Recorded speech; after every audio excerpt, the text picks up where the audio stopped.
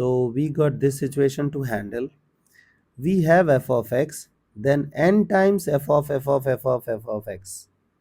Okay, so it can be 2 times, 3 times, 5 times, 20 times, 30 times, but this case you are having n times. So let's crack this part. So you got your f of x. Now let's try to find out f of x. Means the place at which you are having x, you have to replace it with f of x. Now look at how I am approaching. 1 plus f of x whole square. As you know that you guys are handling something by something, so I have always recommended you to go with division sign. So in place of f of x, can I write x by root over 1 plus x square divided by, okay, so it is whole root 1 plus, look at this, in place of f of x, you have to write x by 1 plus x square inside the root. This was your f of x whole square. Keep on upgrading and look at this, what will happen. So you have same thing, you didn't did anything with the first part. Now look at this, divided by root over, so it's square, so numerator will become square, so 1 plus x square by 1 plus x square, because it's a root and you're doing square, so you will be having that thing. So let's write down again. So x by root over 1 plus x square divided by root over 1. If you'll take LCM, you will be having 1 plus x square, 1 plus x square plus x square. So it is 1 plus, this thing will be neutralized with this thing, and we will be left with x by root over 1 plus 2x square. So this is your f of x. So if you are dealing with one time f of x, you are having coefficient as 1. If you are dealing with 2 time f of x, you are having 2. So hopefully if you will deal with 3, you will get 3, or if it is in AP, you will get things in 3 times.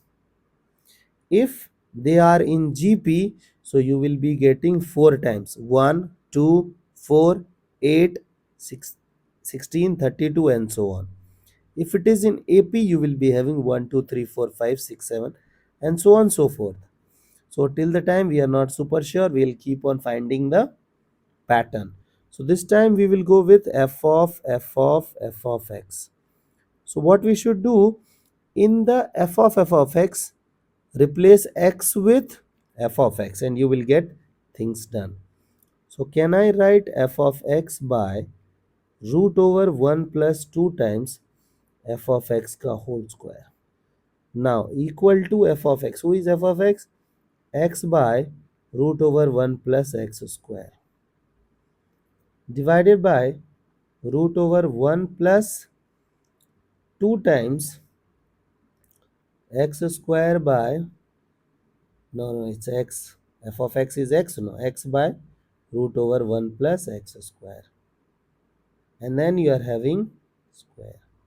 Now you know that if you remove the square, on numerator you will be having square and denominator root will vanish. So we will be left with x by root over 1 plus x square divided by, and denominator will be free from root. I'll write that one. I'll not make you assume anything, okay? So 2x square upon 1 plus x square. So if you'll take LCM, you will be having x by root over 1 plus x square multiplied with 1 plus x square upon 1 plus x square plus 2x square. So 3x square. This thing gone. So we are left with x by root over 1 plus 3x square. So our assumption went in correct direction. So if we have applied f once, we got coefficient as 1. If f was applied twice, the coefficient of x square in the denominator becomes 2.